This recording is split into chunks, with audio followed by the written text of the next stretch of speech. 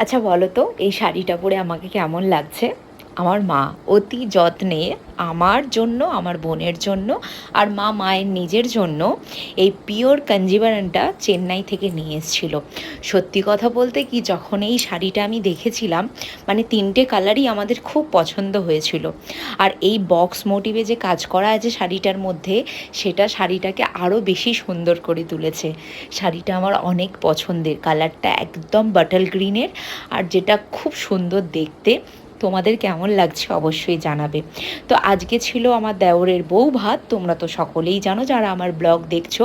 আগের ব্লগগুলো যদি না দেখে থাকো, বিয়ে গায়ে হলুদের, সেগুলোও দেখে নিও। আর এখানে দেখো ইনায়াও রেডি হয়ে গেছে আর আমরাও রেডি হয়ে গেছি।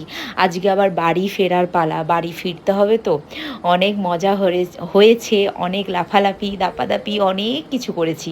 আচ্ছা হ্যাঁ, আমি কিন্তু নিজেই মেকআপটা করেছি, কেমন লাগছে বলো। আর এই যে তামান্নাকে কেমন লাগছে তোমরা কিন্তু বলো, ঠিক আছে? এই যে এখানে আমি ওটাই বলছি যে যার জন্য আমার আশা, ও খুব ভালোবাসে আমাকে আর আমিও ওকে খুব ভালোবাসি। খুব ভালো একটা মেয়ে, মিষ্টি মেয়ে। তো এই যে দেখো, এখানে ইনায়াকে বললাম যে আমার কয়েকটা ছবি তুলে দিতে। আর এই যে তোমাদের দাদা, প্রচুর গরম ছিল, তাই বর আর বউ কাউকেই দেখানো হয়নি।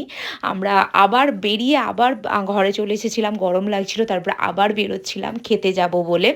আর একদম এটা গ্রামে, মানে আরামবাগের একদম পুরো গ্রামে বিয়েটা হচ্ছে, ঠিক আছে? তো গ্রামের খাওয়া দাওয়া খুব ভালো, ওখানকার মানুষের ব্যবহার খুব ভালো। সত্যি কথা বলতে কি, আমি যখনই আমার মামা শ্বশুরের বাড়িতে যাই, এখানে এত মানুষ ভালোবাসে আর এদের মন এত ভালো, ধারণার বাইরে। তো এগুলো সব খাওয়া দাওয়া করেছি।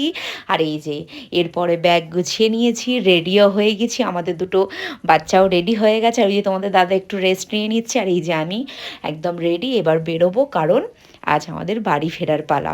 তো ব্লগগুলো দেখতে কেমন লাগলো অবশ্যই জানিও, আর অবশ্যই জানাবে শাড়িটা পরে কেমন লাগছে। পেছনে সে বিন্দাস ঘুমোচ্ছে আর আমি এখানে ক্লিপ নিয়েই যাচ্ছি, যখন পরে ব্লগটা দেখবে আমাকে ঝাড়বে। তো চলো আজকের মতো টাটা, দেখা হচ্ছে না।